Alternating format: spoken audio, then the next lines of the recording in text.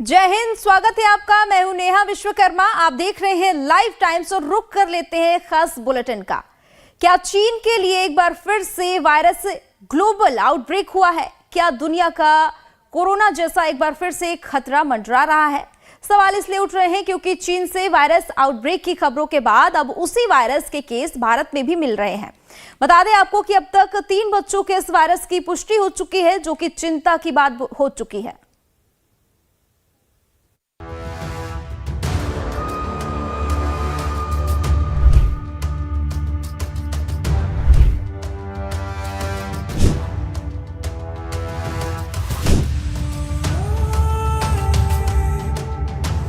Corona महामारी के ठीक 5 साल बाद चीन से ही एक और वायरस निकला है।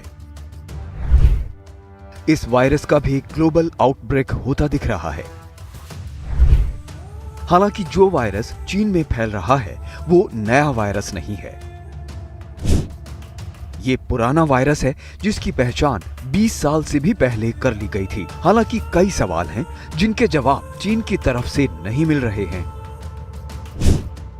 क्या HMPV वायरस का नया स्ट्रेन पाया गया है? क्या इस बार फैल रहा HMPV वायरस ज्यादा खतरनाक है? बच्चे और बुजुर्गों पर इस वायरस का कितना असर होगा? और क्या HMPV वायरस से बचने के लिए सावधानियां बरतनी हैं? चीन में वायरस आउटब्रेक की खबरों के बाद अब भारत में भी इस वायरस के 3 मामले मिल चुके हैं और भारत में इस वायरस के मिलने से टेंशन बढ़ रही है। बेंगलुरु में सबसे पहले 8 महीने के बच्चे में HMPV वायरस मिला। इसके बाद 3 महीने के एक और बच्चे में भी HMPV वायरस मिला। अहमदाबाद में भी 2 महीने के बच्चे में ये वायरस पाया गया। A report has come out that this is the first case of HMPV in India, which is not true because HMPV is an existing virus and certain percentage of people do get affected by this virus, and it is not something new. And the baby, the child that has got affected, it has got no travel history, and they're all local people. They're not coming from China or Malaysia or some other country. तीनों ही बच्चे regular checkup के लिए private अस्पताल पहुंचे थे, जहां उनका checkup किया गया और बच्चे HMPV पॉजिटिव पाए गए। हालांकि तीनों ही बच्चे ठीक हैं और उन्हें कोई गंभीर समस्या नहीं है, लेकिन कुछ मामलों में ये वायरस गंभीर हो सकता है। लेकिन ऐसे मामले 5% से भी कम होने की संभावना है। At this point of time, we should not feel concerned about the new virus that is causing some problem in China. The virus is human metapneumovirus, a RNA virus that presents with mild symptoms. It is not virulent, but right now we have not received any information from the government sources in China. We have received information from non-governmental sources. They have reported that cases have spiked up and cases affected due to human metapneumovirus are being reported from China. In India, we should not feel scared. HMPV virus को दुनिया में 2 दशक पहले ही पकड़ लिया गया था। Netherlands में 2001 में इस वायरस की पहचान कर ली गई थी। तब शोधकर्ताओं ने सांस की बीमारी से जूझ रहे बच्चों के सैंपल में इस वायरस का पता लगाया था। ये भी दावा किया गया था कि ये वायरस 60 साल से ज्यादा वक्त से मौजूद है। लेकिन चीन में ये वायरस बहुत तेजी से फैल रहा है, जैसा पहले कभी नहीं हुआ था। भारत में इस वायरस के 3 केस मिले हैं, लेकिन भारत सरकार पहले से ही अलर्ट है। 4 जनवरी को ही स्वास्थ्य मंत्रालय ने जॉइंट मॉनिटरिंग ग्रुप की बैठक की थी। इस बैठक में विश्व स्वास्थ्य संगठन के अधिकारी भी मौजूद थे। भारत सरकार ने कहा है कि इस वायरस से घबराने की जरूरत नहीं है। Metapneumovirus is like any other respiratory virus which causes a common cold. And in the very old and the very young, it could cause flu-like symptoms. However, we have analyzed the data of the respiratory outbreaks within the country. There is no substantial increase in December 2024 data. In any case, during winters, there is an increased outbreak of respiratory virus infections for which our hospitals are usually prepared with the necessary supplies and the necessary beds.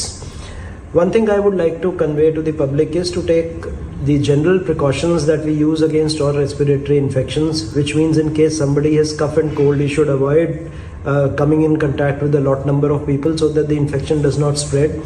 And while using a distinct hanky or towel for coughing and sneezing, HMPV virus को खतरनाक नहीं बताया जा रहा, लेकिन alert रहने के लिए जरूर कहा जा रहा है।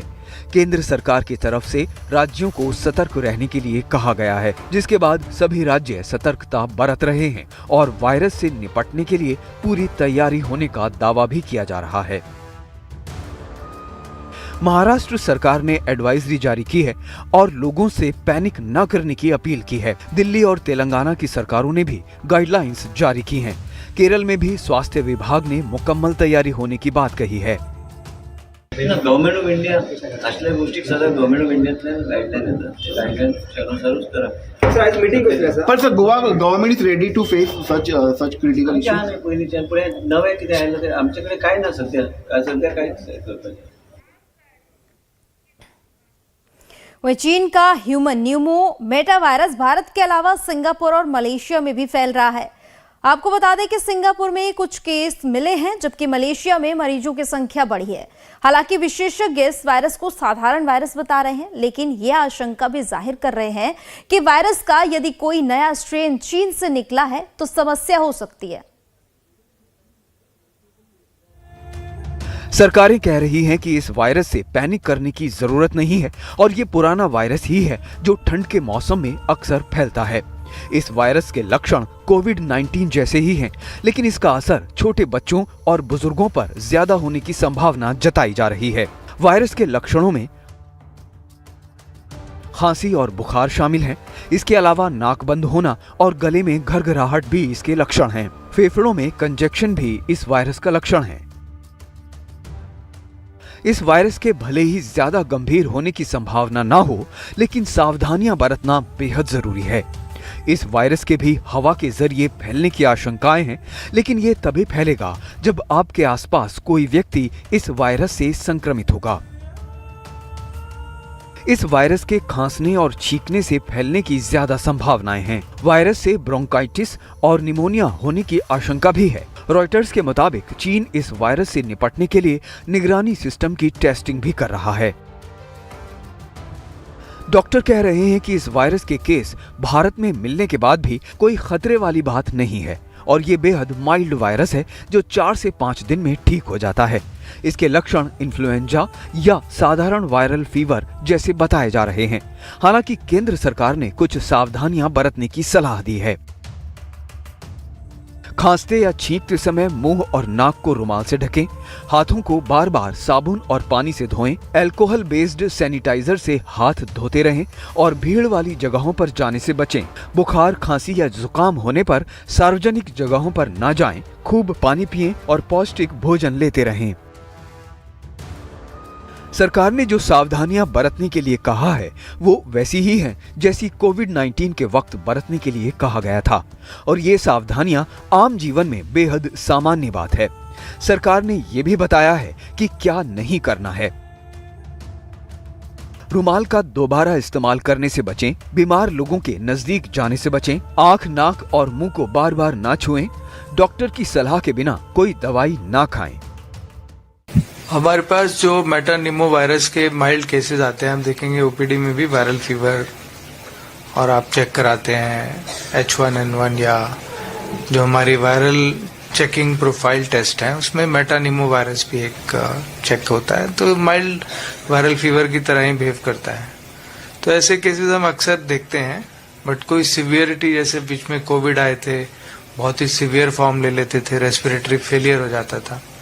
तो जो वेरिएंट यहाँ पर है शायद अभी वो नहीं, अब जो चाइना में है वो कितना वहाँ पर करेगा हार्म आने वाले दिनों में पता चलेगा, और वो वेरिएंट क्या वर्ल्ड ओवर स्प्रेड होता है वो भी टाइम ही बताएगा। बट अभी जो हमारे पास वेरिएंट है तो वो उसमें तो ऐसा कोई लाइफ थ्रेटनिंग हमने बहुत ज़्यादा नहीं देखा है, माइल्ड वायरल इन्फेक्शन की तरह बिहेव करता है। तो इस वायरस के अगेंस्ट अभी कोई वैक्सीन नहीं है और वायरस हर जो स्प्रेड होने का तरीका होता है वो भी जैसे कोविड स्प्रेड हुआ था कि जितनी भीड़ होगी, जितना हाइजीन मेंटेन रखेंगे, उन्हीं पैरामीटर्स को फिर अप्लाई करना है। हैंड हाइजीन, डिस्टेंस, खांसी करने के एटिकेट्स, ये सब चीज़ें वैसे भूलनी नहीं चाहिए, बट अब दोबारा रिवाइज करने का टाइम आ गया है ताकि वायरल इलनेसेस जिन कारण से बढ़ते हैं वो कारण हम जितना कम से कम कर सकें वो बेटर रहता है। भारत के अलावा HMPV वायरस के केस सिंगापुर में भी रिपोर्ट किए गए हैं, यानी ये वायरस अब तक 3 देशों में दस्तक दे चुका है। हालांकि विशेषज्ञ अब भी कह रहे हैं कि ठंड वाली जगहों पर ये वायरस फैलता रहता है और अभी विश्व स्वास्थ्य संगठन की तरफ से भी ग्लोबल आउटब्रेक जैसी कोई बात नहीं कही गई है। Human pneumometapneumovirus. Okay, this is an old virus, and this virus is known for more than 20 years.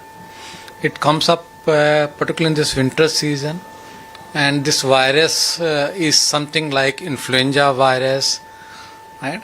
Normal viral fever. In most of the cases, symptoms are just cough, cold, fever, and they are self-limiting, and generally with just general medicine, they settle down at home.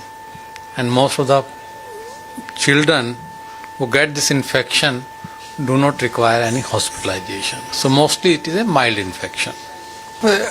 Not all children get sick, but 4 to 5% of children may get very sick. They can get pneumonia, which can be very mild or can be very severe, sometimes very, very severe, requiring ICU care and ventilator care. For the time being, we are not getting many cases at in India, right? But if it is spreading too much and too fast, then we may get more children with more severe pneumonia.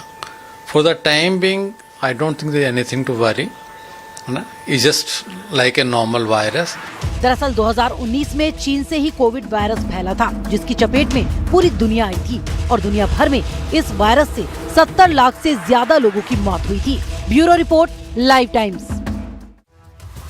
ठंड के मौसम में सर्दी जुकाम होना आम बात है और इस वायरस को भी वैसा ही बताया जा रहा है। जरूरत पैनिक करने की नहीं है, लेकिन सावधानी बरतना बेहद जरूरी है।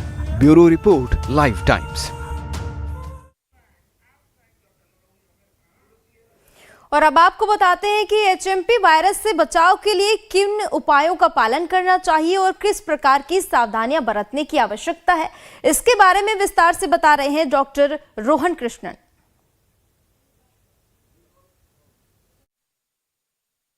तो सबसे पहले हमें ये जानकारी रखनी चाहिए कि ये किन लोगों को अफेक्ट करता है।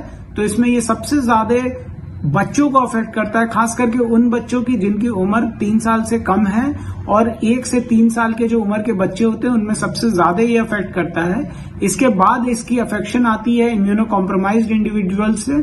इम्यूनो कॉम्प्रोमाइज्ड इंडिविजुअल वो रहते हैं, इम्यूनो कॉम्प्रोमाइज्ड लोग वो होते हैं जो कि किसी ग्रसित होते हैं किसी बीमारी से, जैसे कि डायबिटीज से, हाइपरटेंशन से, कैंसर की किसी बीमारी से, गठिया की कोई क्रॉनिक इलनेस से, या ऑटो इम्यून डिसऑर्डर्स जिनको होते हैं, उन लोगों पे कई तरह की दवाएं चलती हैं जो कि इम्यूनिटी को कम करती हैं। ये सारे लोग इम्यूनो कॉम्प्रोमाइज्ड इंडिविजुअल होते हैं। इन लोगों को बचने की ज्यादा आवश्यकता है। इससे बचाव कैसे करें? इससे बचाव करने के लिए सबसे पहले हमें मास्क का अपनाना चाहिए। मास्क को हम सदैव पहने रहना चाहिए। कभी भी पब्लिक प्लेस में जाएं तो लोगों से दूरी बना के रखें और मास्क को पहने रहें। और एक सेल्फ आइसोलेशन का, एक सेल्फ कमिटमेंट का एक बहुत बड़ा रोल आता है कि जब भी कुछ इस तरह की बीमारी आती है, तो जब आपको ये सिम्टम्स आए तो आप अपने आप को आइसोलेट करें, 5 से 7 दिन तक रूम में रहें। ये हो सकता है कि एक 30 वर्षीय इंसान को इसकी जो सिम्टम्स हैं वो एक फ्लू की तरह हो, हालांकि यही सिम्टम एक 70 वर्षीय के लिए जानलेवा हो सकता है। तो हमें इस चीज को ध्यान में रखते हुए जब भी किसी को इस तरह की बीमारी होती है तो उन्हें अपने आप को कन्फाइंड स्पेस में बंद कर लेना चाहिए और होम आइसोलेशन पे हमें फोकस करना चाहिए।